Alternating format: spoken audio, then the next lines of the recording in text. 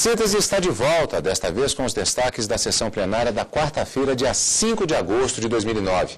A curiosidade é que o destaque daquela sessão de abertura de trabalhos do segundo semestre, na segunda, dia 3 de agosto, foi também o destaque da sessão de quarta-feira. Com a presença do ministro César Peluso, o julgamento da DPF 46 foi retomado. Nós vamos ver dentro de instantes o voto do ministro, já que houve esse cancelamento em função do impasse que aconteceu na sessão anterior. Lídia, qual foi esse impasse? Há uma definição, inclusive, com relação ao número de votos que deveria ser alcançado, que é o chamado quórum qualificado. Como isso se aplica neste caso? Na verdade, a lei da arguição de descumprimento de preceito fundamental, como ela trata de assuntos que na verdade, vão ser declarados não recepcionados ou recepcionados pela Constituição Federal, são assuntos importantes. Então, é necessário que haja um quórum qualificado, ou seja, no mínimo 6 ministros devem votar na mesma direção para que aquela lei seja considerada não recepcionada pela Constituição Federal de 88. Então, como a gente havia falado anteriormente, como surgiram mais ou menos 3 decisões ali diferentes dos ministros, nós tínhamos 9 que aceitavam, por exemplo, que havia monopólio exclusivo da União com relação a cartas. Mas com relação aos outros produtos que são trazidos e levados pelos Correios, nós tínhamos 5 votos de cada lado. O único voto que foi diferente dos demais foi o voto do ministro Marco Aurélio, porque na totalidade ele entendia que não havia monopólio nenhum, ou seja, deveria ser quebrado. Então, nós não chegamos a 6 votos que tratassem do mesmo tema, ou seja, que eram concordantes da mesma forma. Por isso é que surgiu esse impasse e houve a retomada do julgamento na outra sessão. Como o ministro César Peluso estava ausente justificadamente na sessão de abertura, então havia uma expectativa de que houvesse a continuação na sessão seguinte, da quarta-feira, com a presença do ministro, que poderia eventualmente até fazer uma modificação no voto. Foi uma oportunidade para que ele pudesse se manifestar, modificando ou não o voto, como aliás aconteceu em relação ao ministro Gilmar Mendes, o que poderia gerar alguma modificação em relação a este impasse. Vamos ver agora o momento em que o ministro César Peluso apresentou o respectivo voto, mantendo o posicionamento apresentado antes naquele processo, e fez um resumo da situação apresentada por conta dessa questão do quórum alcançado nos votos. Vamos rever. Reafirmo meu voto integralmente e, pelo que depreendo, senhor presidente, no caso aí, se trata de uma situação de empate, né? Qualitativo, do ponto de vista qualitativo, porque, na verdade, nós temos 9 votos quanto à recepção em relação a cartas. E 5 votos de recepção quanto ao restante e 5 votos de não recepção quanto a esses mesmos objetos, de modo que, de fato, há uma situação de empate, e da qual, senhor presidente, não vejo como, nas circunstâncias, nas características do caso, encontrar-se a solução do voto médio. O que me parece, senhor presidente, é que se pode aplicar diretamente ao caso o artigo 97 da Constituição Federal, porque, não obstante, com base naquele conhecido acordo, aquele velho precedente do tribunal, em que se discutia se, em relação ao direito chamado pré-constitucional, a incompatibilidade com a Constituição subveniente, se resolvia em termos de categoria de inconstitucionalidade, ou se resolvia em termos kelsenianos de não recepção pela nova ordem constitucional. O fato é que, substancialmente, o fenômeno jurídico é de incompatibilidade teórica da norma com a Constituição, ainda que esta seja superveniente. De modo, senhor presidente, a mim me parece, com o devido respeito, que para que fosse reconhecida essa incompatibilidade a título de não recepção, de revogação, por conseguinte, ou a título de inconstitucionalidade sic et simplister, eu acho que não poderia ser reconhecida a procedência da ação à falta do quórum qualificado exigido pelo artigo 97 da Constituição. Ou seja, não há maioria absoluta para a pronúncia de um juízo de incompatibilidade entre a lei e a Constituição vigente. É nesse sentido que eu estaria propondo ao tribunal proclamar o resultado do julgamento, que, não tendo sido obtido o quórum especial para a pronúncia de incompatibilidade, ou pronúncia de inconstitucionalidade, ou pronúncia de revogação, a norma, o diploma normativo subsiste. É como me parece, com o devido respeito.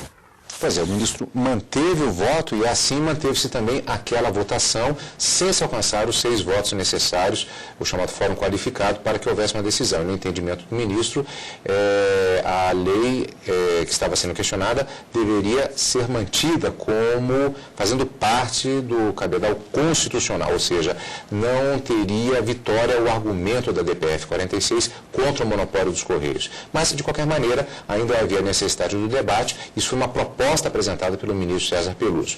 Os debates continuaram e a solução para a questão do problema do quórum veio na análise do voto do ministro Carlos Aires Brito. Ele concluiu que, vista a extensão do voto nos seus respectivos detalhes e evoluindo alguns desses pontos, ele poderia sim ser computado entre aqueles votos constantes da maioria já formada de 5 votos, somando, portanto, os 6 votos necessários. Vamos rever este trecho do julgamento, incluindo o debate em plenário, para chegar à conclusão. Depois voltamos. Eu também afasto do âmbito de incidência as encomendas, ou seja, os volumes entregues, não é, para destinação a terceiros. Então, eu excluiria exclusivamente do meu voto ou do âmbito de incidência material dessa expressão constitucional serviço postal os impressos e as encomendas. Portanto, boletos, contas... eu deixaria. Deixaria no conceito. No conceito. Portanto, na verdade, então nós temos maioria no sentido da... Portanto, estamos discutindo... Não, 6 votos. O voto do ministro... Carlos Brito, nesse sentido nós temos eu empresto. Temos 6 votos no sentido da improcedência. Da improcedência da ação. Da improcedência da ação. Mas foi o voto da ministra Ellen, foi o voto porque na corrente temos 6 votos. Você estava computando, Vossa Excelência? Os ministros Eros Grau, correto, o nome é Joaquim Barbosa, temos 6 votos pela improcedência. Carmen Lúcia. Tem 6 votos no sentido da improcedência. São 5. Na improcedência. 6 votos. Se Vossa Excelência faz... Porque o meu conceito de carta não é reducionista, pelo contrário. Eu tinha... Amplia. Por exemplo, julga quase totalmente improcedente. Isso. E recepcionada a norma. Exatamente. Perfeito. E, portanto, logo, improcedente a norma. Portanto, Ninguém interpreta melhor o voto do que aquele que o prolatou. A frase do ministro Marco Aurélio foi emblemática, já que se tratou de uma análise feita pelo próprio ministro Carlos Aires Brito, verificando que havia o que poderíamos chamar de aderência daquele voto à maioria formada, mas ainda abaixo do quórum necessário para fechar a questão. E, na verdade, analisando os detalhes e vendo a similaridade de alguns pontos e evoluindo para que houvesse justamente este encaixe do voto, para que houvesse o quórum mínimo de 6 votos. Lídia, podemos analisar esses detalhes do voto do ministro Carlos Aires Brito, que, com perdão da expressão, do frigir dos ovos, se conectavam aos demais que votavam pela improcedência da DPF? Isso, o voto do ministro Carlos Brito foi esclarecido porque surgiu algumas dúvidas a respeito do seu voto e depois ele foi enquadrado na corrente que entendia, então, que ficaria exclusivo apenas do monopólio da União os impressos e as encomendas. Então, por exemplo, cartões postais, malotes, com relação ao monopólio, deveria ser mantido. Então, o ministro Carlos Brito entendeu que a tese dele, o voto dele, estaria mais tendente a aderir ao voto do ministro Eros Grau do que ao voto do ministro Marco Aurélio, que era favorável à quebra total. Então, ele fez um esclarecimento, dizendo, inclusive ele fala isso justamente para o ministro Marco Aurélio, o meu voto tende a se aderir mais ao voto do ministro Eros Grau, porque ele entende que há um serviço público prestado e que deve ser exclusivo da União nestes aspectos. Fora isso, o que pode ser, na visão do ministro Carlos Brito, prestado por empresas privadas, seria a entrega de impressos e de encomendas. O restante, tudo é monopólio. Monopólio e serviço prestado pela União exclusivamente. Bem, um amigo da TV Justiça que não tem acompanhado a sessão poderá pensar agora que a questão do monopólio postal ficou solucionada neste ponto do julgamento, certo? Pois bem, não foi assim ainda. Lígia, houve uma preocupação dos ministros que levou a mais uma questão debatida em plenário antes da conclusão final. Qual foi e como foi resolvida? Bem, foi com relação à parte penal da lei que trata sobre monopólio, sobre os serviços postais. Então, nós temos lá na Lei 6.000, na Lei do Serviço Postal, vários artigos que dizem que se você ferir esse monopólio ou serviço exclusivo da União, você estaria cometendo um crime. Então, houve um julgamento, houve um debate no plenário do Supremo se esses crimes seriam mantidos ou não, inclusive quanto ao artigo 42, que prevê uma pena de detenção. Então, houve uma questão fundamental que seria o seguinte: se houve uma definição do conceito de carta, então como é que ficaria a questão penal? As pessoas que estariam infringindo um monopólio da União ou não? Foi esse o debate com relação à parte penal que surgiu depois dessa definição do quórum a respeito do monopólio. Voltemos ao plenário, no momento em que foi definida esta questão e fechado o julgamento da DPF 46 sobre o monopólio dos Correios. Na verdade, não se quer declarar a inconstitucionalidade total da lei. O que se quer declarar é que ela é abrangente demais, que o seu conteúdo compatível com a Constituição é menor. Menor em que sentido? Só tudo que está na lei vale e é compatível com a Constituição, desde que se restrinja a carta no sentido que está discriminado no inciso 6. Mas se você não se assenta desta forma, dizendo que interpreta o artigo 42 em consonância com o artigo 9º, exclusivamente, no que concerne, portanto, a cartas, cartões postais e a correspondência agrupada, o assunto está resolvido. Então, portanto, eu abro mão do meu pedido. qual é a solução? interpretar o artigo 42 em consonância com a expressão do monopólio do artigo 9º da lei. Portanto, retira essa abertura das condições. Que consta, inclusive, no acordo, isso. Hein? Correto. Que consta, inclusive, no acordo, isso. Está correto a interpretação, Vossa Excelência. Faz a interpretação do 42. Portanto, evitando esses Conjugadamente com o artigo 9. abusos em matéria. Exclui os abusos e restringe aquilo Perfeito. que é próprio do monopólio. Bom, Lídia, para finalizar, como ficou então a questão do monopólio dos Correios? Ficou definida por 6-4, ou seja, 6 votos a favor da recepção da lei, ou seja, é uma lei que está de acordo com aquilo que prevê a Constituição. E É anterior à Constituição, e por isso questionava se ela havia sido recepcionada.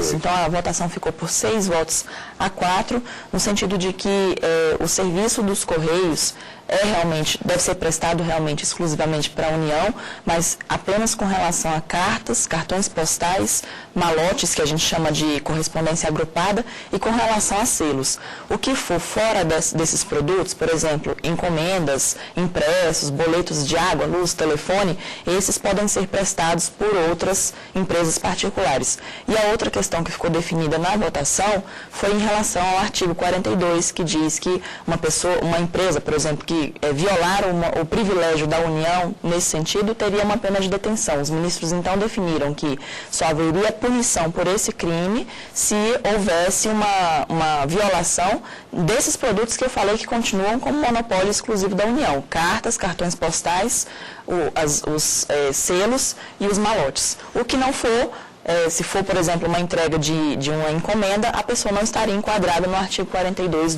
da lei que trata dos serviços postais. Bom, fechada esta questão, vamos continuar com o programa de hoje com mais um destaque daquela sessão plenária, o julgamento do recurso extraordinário 527.602, repetindo 527.602. Relator ministro Eros Grau, Plural Editora e Gráfica Limitada versus União. Um recurso extraordinário contra uma sentença, um acordo, uma decisão do TRF da Terceira Região, que decidiu como sendo constitucional artigo 3º, parágrafo 1º da Lei 9.718, uma lei de 1998, definindo a base de cálculo do PIS e da COFINS, como a totalidade das receitas e pela constitucionalidade do artigo 8º da referida lei, o caput, o ponto principal do artigo, que aumentou a alíquota da COFINS de 2% para 3%. Lídia, vamos fatiar o assunto rapidamente antes de irmos para o voto do ministro Eros Grau? Sim, a COFINS é uma contribuição que financia a Seguridade Social, então as empresas devem pagar essa contribuição. E o que aconteceu foi que com o surgimento dessa lei em 98, a base de cálculo aumentou, ou seja, com esse alargamento da base de cálculo, consequentemente o pagamento seria maior. Entende-se então que a base de cálculo seria a receita bruta, ou seja, todos os rendimentos que aquela empresa tiver. E o outro ponto foi com relação ao aumento da alíquota de 2% para 3%.